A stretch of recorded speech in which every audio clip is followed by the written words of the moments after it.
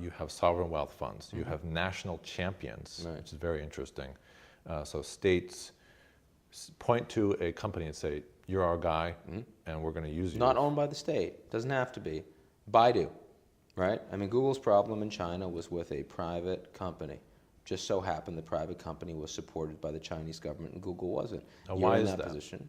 Well, I mean, a couple of reasons. I mean, first of all, because there are connections, of course, politically that are effective within the government, and that always matters in authoritarian states, always matters.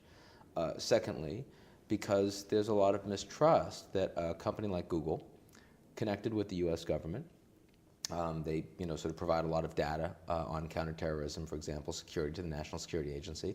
There are a lot of fundamental questions in China, in the government and among Chinese, that what Google is doing with that data that they are collecting on all of these Chinese searches is probably not in China's national interest. And even if they're not using it in a malevolent way today, who's to say they won't in the future? Why wouldn't China want control of that? The Chinese system is doing incredibly well. But as you ask long term, do we think that that system, that authoritarian system with the massive environmental degradation that's going on, with the troubled labor and demographic issues that will be coming down the pike, are they, with the problems with indigenous innovation and entrepreneurship, especially when they're going to be more in confrontation with the West, who do I want to bet on? Ultimately, the safer bet is the West. There's no question. But it's not as safe as a bet as it would have been 5 years ago. We're not all Egyptians, no matter what sort of the folks on CNN or in the New York Times might say. And there's a huge difference between a country like Egypt with sort of unemployment that is a dramatic issue and growth that just can't keep up with these guys and food inflation that's massive on the economic front, to some of the major oil producers and energy producers like Qatar, like Kuwait, like Saudi Arabia, where per capita incomes are vastly greater, sort of where food is a much smaller percentage of direct expenditure, and where a lot of the employment comes in and out from countries like Pakistan and Bangladesh. So clearly this is a very momentous period in the historic arc of challenges to authoritarian regimes that started with the collapse of the Soviet Union, the independence of the East Bloc countries. We're now seeing in Egypt, but let's not suddenly think that we're going to see quote-unquote contagion across the entire region. But the United States is very much a taker, not a maker of foreign policy right now. Take me back to a point that America perhaps was at its strongest, the end of World War II. We were the victor. It was, if anything, the next 50 years would be a solidification of the American century. You know, it's interesting that people all remember the 1950s and 60s as the golden age of the American middle class, and it absolutely was.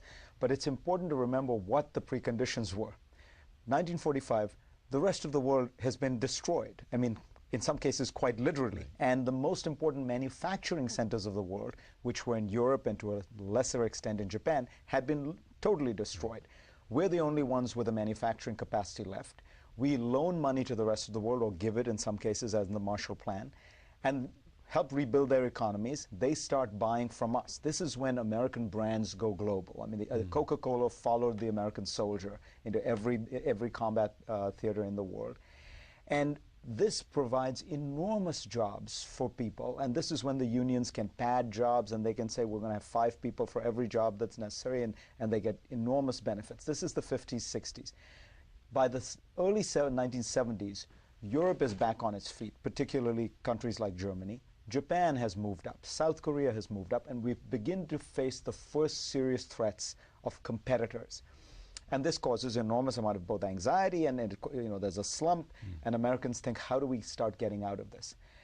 And that's when you begin the story that everyone is telling. And you will notice that almost everyone begins the story really in the last 30 years. Right. But it's important to remember the previous 30 years were a very unnatural period. The rest of the world wasn't playing this game. You talk about 2 things. One is technology and globalization. How did that impact where we are today? The technology part is particularly important to talk about because everyone has some sense of what globalization means. The technology part is crucial. In the 1970s, 1980s, you had information technology, but remember, not a lot of it. Most of us were using electric typewriters, and that's what we meant by a technology. When Computers were used, they were used to help the payroll systems, the back offices. Didn't really add much to the efficiency or productivity. By the 1990s, and it's really the late 1990s, information technology starts affecting every area of business. Sales, marketing, retail, everything is transformed by information technology. And now all of a sudden, you can do a lot with many, many fewer people everywhere in the organization. Jack Welch has this example that I give, which is extraordinary. Company that he's involved in that has 28,000 employees and $12 billion of revenue. This was in 2007. It'll get back to $12 billion in 2 years, but with 14,000 employees. So it's a 50% pay cut, a workforce cut to produce the same revenues. I have heard story after story where companies, because of the economic crisis, had to tighten their belt. And all of a sudden they realized that they can be more efficient and more productive without the same amount of investment in people or plants. I mean, the challenge for us in restoring the American dream is what? I think the key challenge is how do you provide reasonable employment opportunities for the vast majority of Americans. I think we all know that the top 10% of America is going to do fine. They surf this world of globalization and technology. They benefit from it.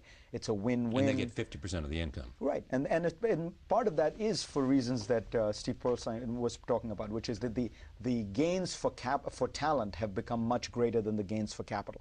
In the 1920s, the way you became rich was you had access to capital. After a while, people realized the world was awash in capital by the 1960s or 70s. What you needed was talent. But I do think that you have this growing polarization. But the heart of the problem is, how do you provide jobs for tens of millions of people with all these competitive pressures? What do you do? We've done a lot of government spending, a huge amount, on consumption. What people don't realize is one of the reasons governments can't afford anything, one of the reasons that Governor Christie thinks he can't afford to build a new tunnel between New Jersey and New York, is because the New Jersey state budget is mostly now devoted to pensions, health care for state employees. This is a huge part of the budget of every major government, everywhere. So, but that's consumption expenditure. That's a huge problem. So, but what's the answer to that because of the commitment made to the workers and the pension programs that they, believe were coming to them? In every Western country, they have started scaling back those commitments.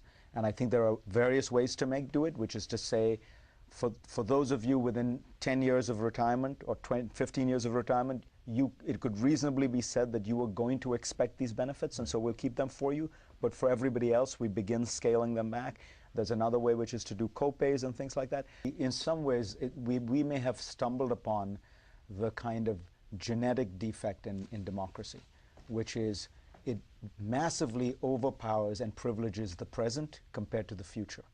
Because if you think of the Republicans and the Democrats, the one thing they agree on is subsidizing the present. The Republicans do it through tax cuts, and the Democrats do it through consumption spending of particularly health care and pensions. People forget the government of the United States created the semiconductor industry. It created modern computer science. It created the internet. And these were all government-sponsored, funded. But will we be creating the jobs, the industries of the future, unless we make some significant decisions now?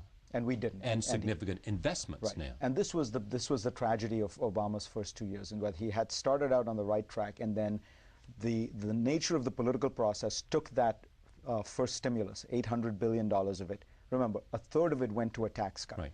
Completely pointless. This was the only way to get the Republicans on board, but still, people forget, this was the third tax cut initiated since the crisis, and people, of course, were not going to spend it because they were rational and decided they needed to repair their balance sheets. A third of it went to local and state governments to prevent them from laying off people. Fine, but it's all consumption spending.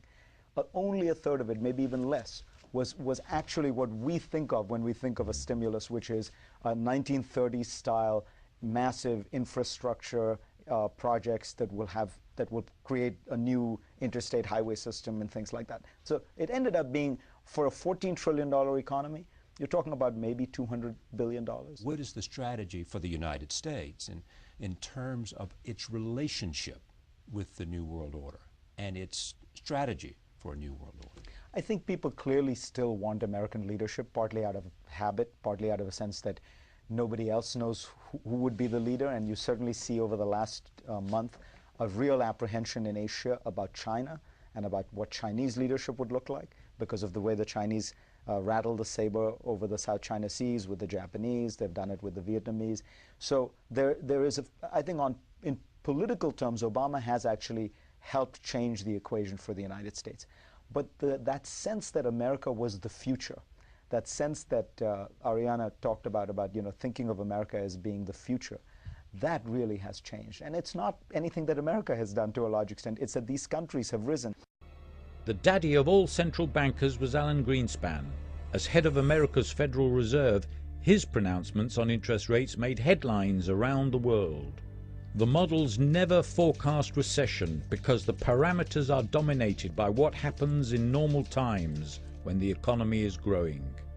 As the economy crumbled, Greenspan confessed to Congress in tortured language. I discovered a flaw in the model that I perceived as the critical functioning structure that defines how the world works. I was shocked. We handsomely reward economists who claim to fine-tune the economy to keep it stable. But when boom turns to bust, they escape into mysticism. They claim, quote, occasional slowdowns are natural and necessary features of a market economy. The people we trust to keep the economy on an even keel have no idea what makes the market economy explode. Illusion. The problem lies with some of the theories used by economists. They simply don't reflect the real world. They are fictions invented to explain an imaginary market economy. So when the economy overheats, the mathematical equations they have concocted turn out to be useless. Economists here at the Bank of England also fail to forecast the end of the business cycle. They confess that their economic models break down when the going gets tough. Rachel Lomax, as Deputy Governor of the Bank of England, confessed, when it comes to quantifying the effect of changes in credit conditions, our workhorse economic models still cannot help us very much. Those of us who have looked to the self-interest of lending institutions to protect shareholders' equity, myself especially, are in a state of shocked disbelief. I'm shocked to find that gambling is going on in here. You're winning, sir. Oh, thank you very much. Everybody out at once.